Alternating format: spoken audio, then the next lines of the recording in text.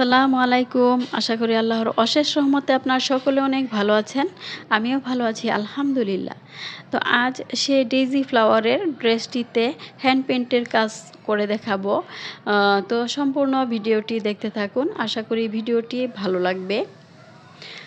তো হ্যান্ড পেইন্টের কাজ করতে গেলে প্রথমে যে কাজটি করতে হয়, কাপড়ের নিচে যে কোনো কভার অথবা পেপার দিয়ে কাজটি করে নিতে হয়, নয়তোবা অপোজিট পাশে রঙটি লেগে যাওয়ার সম্ভাবনা থাকে।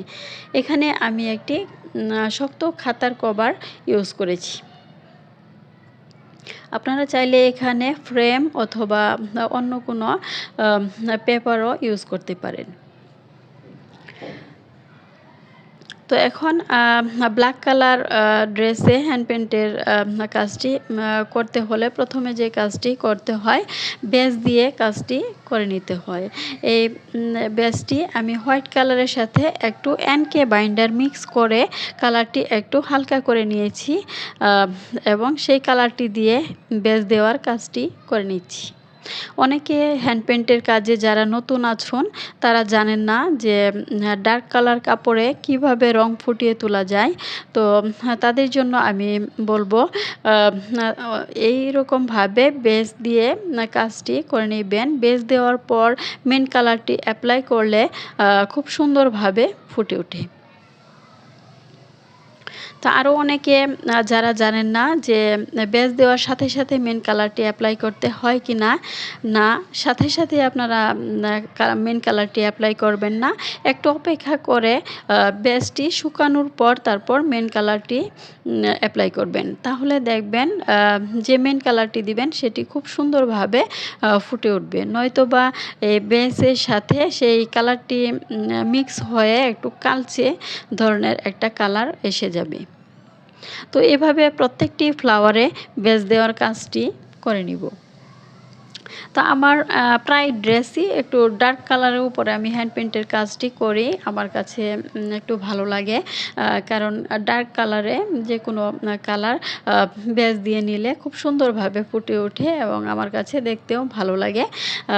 তাই আমার প্রায় ভিডিওতেই দেখা যায় যে বেস দেওয়ার কাজটি আমি করে দেখিয়ে থাকি।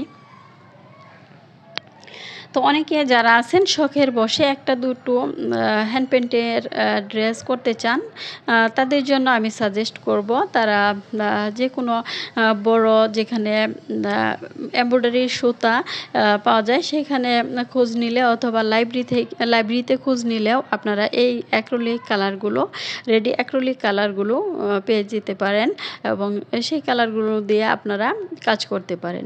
আর যারা বিজনেসের উদ্দেশ্যে কাজ করতে যান তাদেরকে আমি সাজেস্ট করব তারা অবশ্যই অ্যাক্রামিনের র কালারগুলো নিয়ে এসে বাসায় রং তৈরি করে তারপর কাজটি করবেন, তাহলে কষ্টের পরিমাণ একটু কম হবে।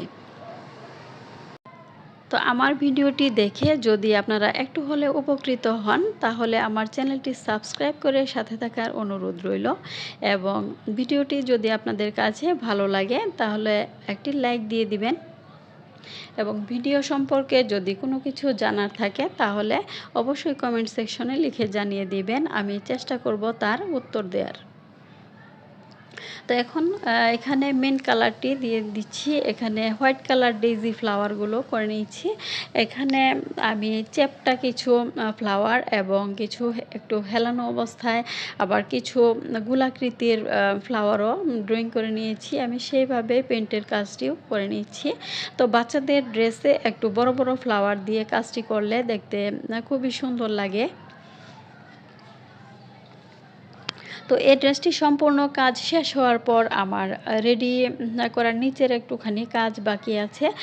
তো সবটুকু কাজ শেষ করার পর আপনাদেরকে একটুখানি দেখিয়ে দেব, শর্ট ভিডিওতে আমি দেওয়ার চেষ্টা করব ডিজাইনটি।